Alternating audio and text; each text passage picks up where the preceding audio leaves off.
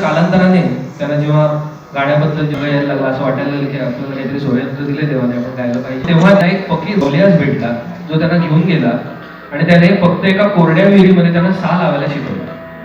फक्त सा लावायला शिकवलं आणि सा लावल्यानंतर काही दिवसांनी त्यांनी सांगितलं, जाओ बेटा अब सब आ जाएगा. ते म्हणाले कसं काय? ते म्हणाले एक सा साधा तो सब साधे, सा न साधा तो कच्छ नाही साधा. त्यानंतर मोठ्या मशक्कतने, मोठ्या प्रयत्नांनी आणि मोठ्या रियाजानंतर त्यांनी मानवा राग तयार केला आणि वसंतरावांचा मानवा राग हा वसंतरावांचा मानवा आहे, ती सिग्नेचर आहे त्यांची. आणि जेव्हा ते तीव्र मध्यमाची तगमग होत होत धड पचही अधिष्ठान नाही तर सातही षड्जाचही भान नाही अशा अवस्थेत वादळ वाट्यासारखे फिरणारे वसंतराव देशपांडे जेव्हा आपल्या गुरूंसमोर गाते झाले तेव्हा गुरुजी उठले एका ठराविक क्षणानंतर आणि त्यांनी आशीर्वाद दिले. वसंतराव म्हणाले, आवडलं नाही का? ते म्हणाले, नाही, इंसान को रिझाने के लिए बहुत है, अल्लाह को रिझाने के लिए बहुत बाकी है, असं ते म्हणाले. तर मला असं वाटतं इतक्या उत्तुंग माणसांनी केलेली शिल्प, अभिषेकी बुवांसारखा मातीतला ठेका आणि रक्तामध्ये त्यांच्या गाणं होतं. अशी पण त्यांनी दांबैली तरी यमनमध्ये असेल असं मला वाटतं अभिषेकी बुवा. तर मग अशा लोकांची गाणी गाताना त्या एवढ्याशा एक अज्ञानात सुख असं म्हणूया आपण, तो 5 दिवस तुला. पण आता ते तू गाणं गाणार आहे, कट्यार आरपार काळजात घुसले, ठीक आहे, पण पोटात गोळ्या येतो त्याचं काय? तेव्हा तू काय केलं? नाट्यसंगीत तुम्हाला शिकवलं कोणी स्टेजवर? काय नाट्यसंगीत हा ट्युशनचा विषय नाही, तो इंट्युशनचा विषय. आधीपासूनच जी तालीम मिळाली लहान वयापासूनच, प्राथमिक शिक्षण जे झालं तेच अशा पद्धतीचं झालं. तर त्यामुळे मुळात आवडतं काय, जेव्हा जी थीम होती कट्यारची त्यावेळी सारेगमपमध्ये हे गाणी, तेव्हा काय नाही, माझ्याकडनं मी 100% तयारी केली होती, जसं होईल तसं होईल, महाराजांवर सोडलेलं होतं. मला तुझं काय आवडतं माहितीये का? तुझं शास्त्रीय संगीत भावसमीसारखं होत नाही आणि भावगीत गाताना शास्त्रीय वाटत. म्हणजे तू नेमकं आणि चुस्त गातोस, तेवढंच नेमकेपणा. मला तिला काय काय आवडेल? येस, नक्कीच.